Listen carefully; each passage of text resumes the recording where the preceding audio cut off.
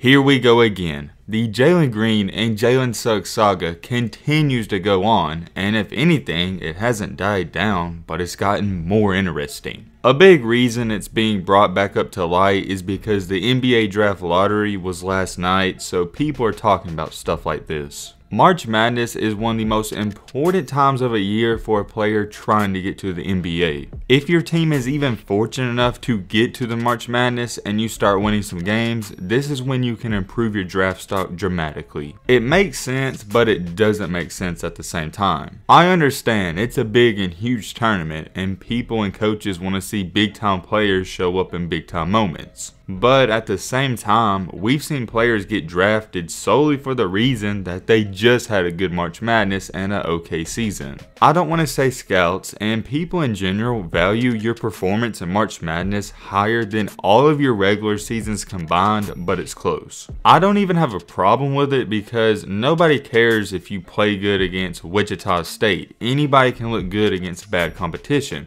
People want to see how you can perform against great competition. Now, don't take it too serious. I'm not saying you can be a bum all season and then have a great March Madness and get drafted, because that's taking it way too far. However, what I am saying is a good March Madness can change a player's life, and I think we can all agree on that. What does any of that have to do with any of this in this video? Well, it has a lot to do with it. It leads me into my next point perfectly. Jalen Suggs and Jalen Green, come on now, you know who they are and you know a little bit about them. I don't have to explain too much. They were both great and outstanding high school players, and after high school, they were still great. And for the longest, it was always Jalen Green over Jalen Suggs, and it wasn't even a conversation. A year ago today, if I made a video talking about how Jalen Suggs and Jalen Green were equal and Suggs may be better, people would kill me for that. Sure, you may have a couple of fans side with Suggs, but for the most part, nobody would agree with that. What if I told you only a year later, the conversation has completely changed and now more people are picking Suggs over Green? As soon as their seasons were over, college and the G League,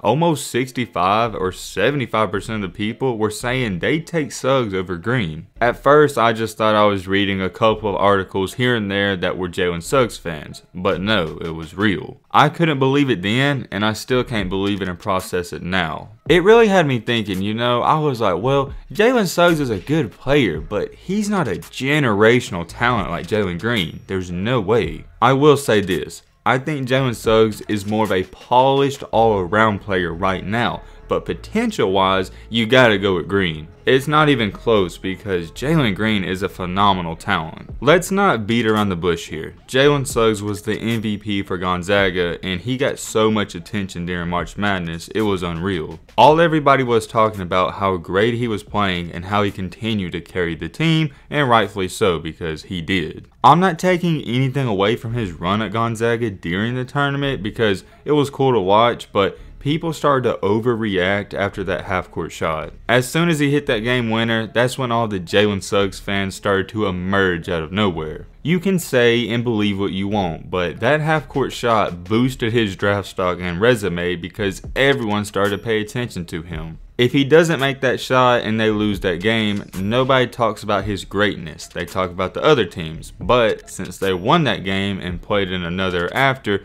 people paid attention to him more. In the meantime, during all of that stuff and during the college basketball season, we had Jalen Green that nobody was talking about because he was in the G League. We all know that going to college, you're going to get more exposure, and that still to this day is the route that many players are going to choose, and I don't see it changing anytime soon. People didn't forget about Green, but nobody was really mentioning him because there was nothing to talk about. Nobody cares about the G League, they don't, except for the die-hard NBA fans. While Jalen was getting everybody's attention on the college and national scale, Jalen Green was also balling out in the G League, but no one noticed. I've covered these stats before on this channel, but I want to do it again so I can give you a reference and perspective. In the G League, against older and better competition, keep that in mind, Jalen Green averaged almost 18 points per game. He also pitched in 4 rebounds and 3 assists and 1.5 steals. Not too bad, not too bad. He also shot 46% from the overall field, and the most impressive stat to me is that he shot 36.5% from the three-point line. If you were going to critique anything about Green's game coming out of high school, it would be his shooting ability, and still it was above average. Him shooting roughly 36% from the three-point line in the G League was what everybody wanted to see. There's not too many players you can look at and not find a flaw in their game.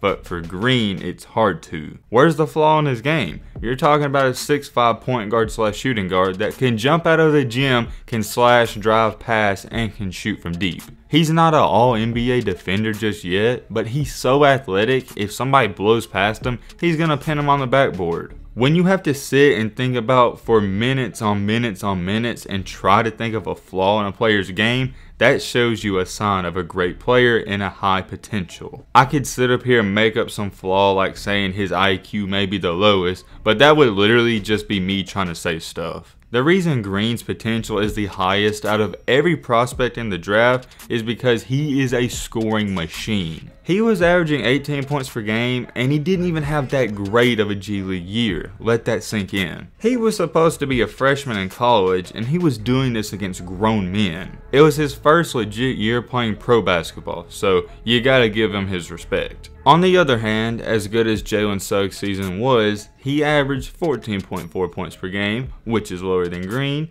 5 rebounds, and roughly 4.5 assists. He shot 50% from the overall field, which is better than Green, but he only shot 33% from the three-point line, which is lower than Green. I could sit up here and nitpick these stats, but we can all agree that they're somewhat equal. Green's better than Suggs at some things, and Suggs is better than Green. The ultimate factor, though, is that Suggs was doing this against terrible competition. He wasn't even in a major Power 5 conference. He was playing cupcake schools. At the beginning of their season, they did play a rough out-of-conference schedule, but for the main part, they was playing nobody.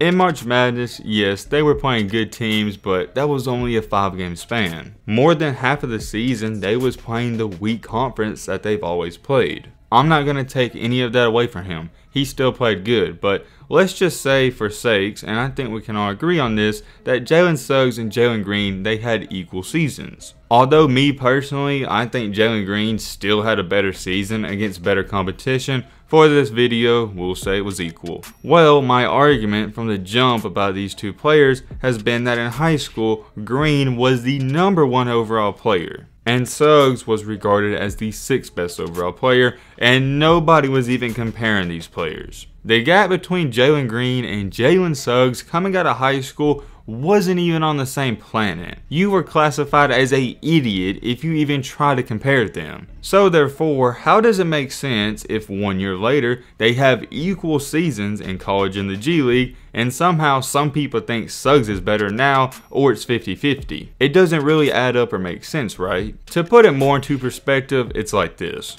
If me and you are playing Mario Kart, and I'm in 1st place, and you're in 6th place, and we go the same speed, how in the heck would you ever pass me? It's not going to happen. It's not, unless either I get hurt or I slow down or anything like that. That's why it's kind of fishy with Suggs and Green. Green didn't slow down or hit a roadblock or anything. So how did Suggs catch up? Well, my friend, it's for one simple reason. He went to college and got more exposure and played in March Madness and got even more exposure. Anyways, continuing on with this video, the NBA lottery was last night and the teams have their selections. Or not selections, but where they're gonna pick. The Pistons have the 1st pick, and everyone knows that Cade Cunningham's going there. And I think that's debatable because Jalen's the best player to me in this draft, potential-wise, but the 2nd pick is what we're going to talk about. The Rockets hold the 2nd pick, and everyone thinks it's either going to be Jalen Green or Jalen Suggs. I think it's too early to throw Evan Mobley out of the picture, but the way they're talking, they're not even going to pick him. This is how bad it was a month ago, and it's crazy how fast people switch up.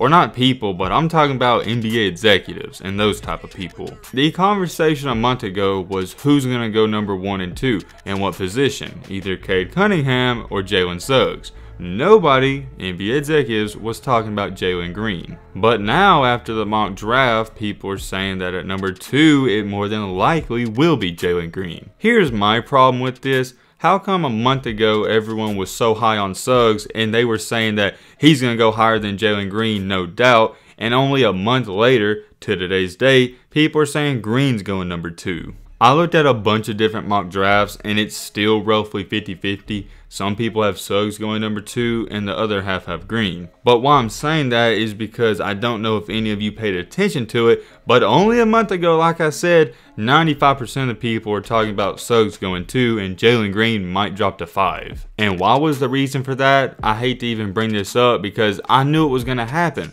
But all these NBA people, they're humans and they were prisoners of the moment. They were so fascinated with Jalen Suggs' March Madness performance, and some of them still are, that they thought it was the best thing ever. When we as people and fans witness great performances live, it means so much to us and we think it's the best thing ever because we just saw it. All I'm going to say is, if Jalen Green would have went to college, he would have been the number 1 overall pick and it wouldn't have even been close. The conversation wouldn't be who's going number 2, Jalen Suggs or Jalen Green. The real conversation would be who's going number 1, Cade Cunningham or Jalen Green. Jalen Suggs is an all-star caliber player. He's not going to change a franchise. But Jalen Green is a generational talent and he can change a franchise. There's more upside with Green. Suggs, he's really peaked. There's not too much more he can get better at. He's a solid player and maybe the safer pick, but nobody's really going for a all-star player in the first 5 spots. You want a guy that can flip around things. The NBA draft is roughly in another month and I'm sure by then this conversation will also change. Green's a guy who can come in from day 1 and do what LaMelo Ball did. He can produce right away.